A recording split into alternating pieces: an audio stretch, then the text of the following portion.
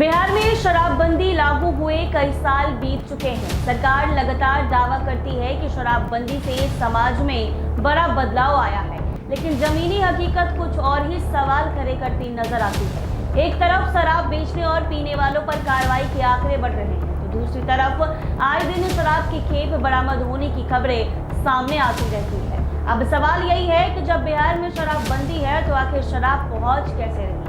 क्या शराब mafia police और प्रशासन से एक कदम आगे चल रहे हैं, या फिर शराबबंदी कानून के बावजूद तस्करी का नेटवर्क इतना मजबूत हो चुका है कि उसे रोकने के लिए मुश्किल साबित हो रहा? शराबबंदी के दावे, करोड़ों की कार्रवाई और लगातार हो रही गिरफ्तारियों के बीच अब बड़ा सवाल, बिहार में शराबबंदी वास्तव में सफल है या फिर कागजों और सरकारी दावों तक सीमित रह गई है?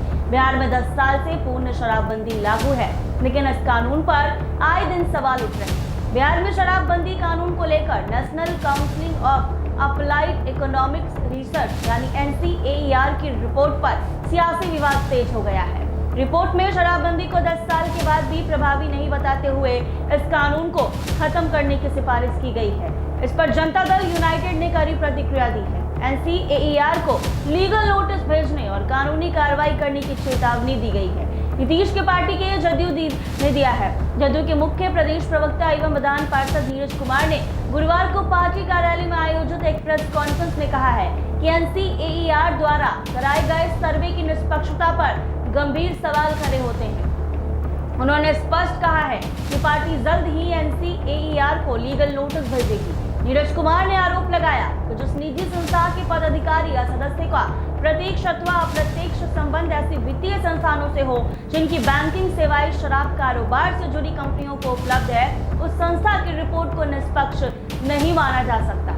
उन्होंने दावा किया है कि NCAER की governing body of HDFC bank के चेयरपर्सन दीपक S पारिक शामिल है, जबकि ITC के चेयरमैन एवं प्रबंधक निर्देशक संजीव पुरी भी संस्था के बोर्ड से जुड़े हैं। जदयू का आरोप है कि रिपोर्ट शराब कंपनियों के हितों को ध्यान में रखकर तैयार की गई है। नीरज कुमार ने कहा कि बिहार को एक बार फिर शराब की कुरीति में धकेलने की साजिश कर रहे हैं। बिहार की महिलाओं को परेशान करना चाहते हैं। जदयू चुप नहीं बैठेगा। नीतीश कुमार ने महिलाओं के कहने पर बिहार को सुधारने के लिए ये कानून लागू किया था। जो लोग इस शराबबंदी कानून में छेड़छाड़ करेंगे, महिलाओं का विभाजन करेंगे, शराबबंदी का फैसला सर्वदलीय फैसला है। उन्होंने कहा पंजाब में शराबबंदी नहीं है, वहाँ शराब मिल रहा है, लेकिन उसे उड़ता पंजाब कहा जाता है क्योंकि लोग पंजाब में सूखा नशा करते हैं। तमाम राजनीतिक दलों से हम अनुरोध कर रहे हैं कि जैसे चुनावी अभियान में लगते हैं उसी तरह शराबबंदी अभियान में लगे। शराबबंदी से सूखा नशा बढ़ गया है, ये बात लोग कह रहे हैं। इसको लेकर लोगों को समझाइए और उनमें जागरूकता लाइए।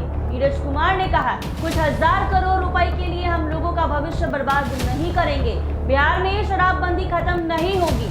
जो लोग ख्याली पुलाव बना रहे हैं वो इसी तरह बनाते रहे, लेकिन कभी भी बिहार से शराबबंदी कानून खत्म नहीं होगी। ऐसे ही तमाम अपडेट्स के लिए बने रहे NBC 24।